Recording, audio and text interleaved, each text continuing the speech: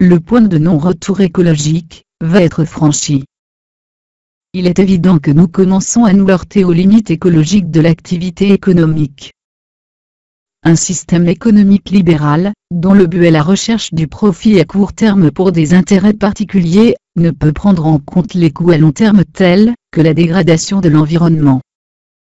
Les modèles économiques actuels sont également inaptes à estimer à sa juste valeur la production de la nature, indispensable à notre survie, production d'oxygène, fixation du gaz carbonique par les forêts et les océans, régulation de la température, protection contre les rayonnements solaires, recyclage chimique, répartition des pluies, production d'eau potable, production d'aliments, etc.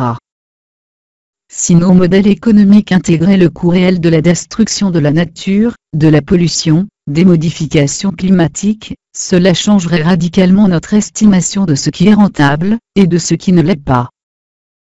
La production de la nature a été évaluée à 55 000 milliards de dollars par an par un groupe de scientifiques de l'Institute for Ecological Economics de l'Université du Maryland en 1997. La destruction de la nature est voulue. La disparition de la nature est inévitable, car elle est voulue par le nouveau pouvoir économique. Pourquoi? Pour 3 raisons.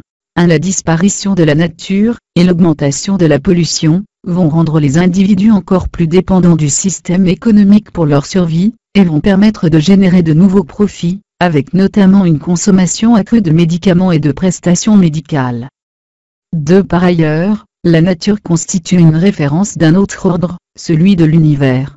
La contemplation de la beauté et de la perfection de cet ordre est subversive, elle amène l'individu à rejeter la laideur des environnements urbanisés, et à douter de l'ordre social, qui doit demeurer la seule référence.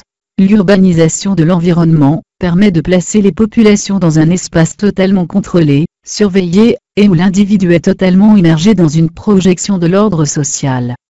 3. Enfin, la contemplation de la nature incite au rêve et intensifie la vie intérieure des individus, développant leur sensibilité propre, et donc leur libre arbitre.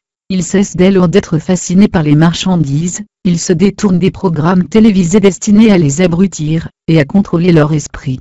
Délivrés de leur chaîne, ils commencent à imaginer une autre société possible, fondée sur d'autres valeurs que le profit et l'argent.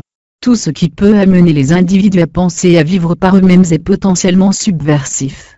Le plus grand danger pour l'ordre social est la spiritualité, car elle amène l'individu à bouleverser son système de valeurs et donc son comportement, au détriment des valeurs et comportements précédemment implantés par le conditionnement social.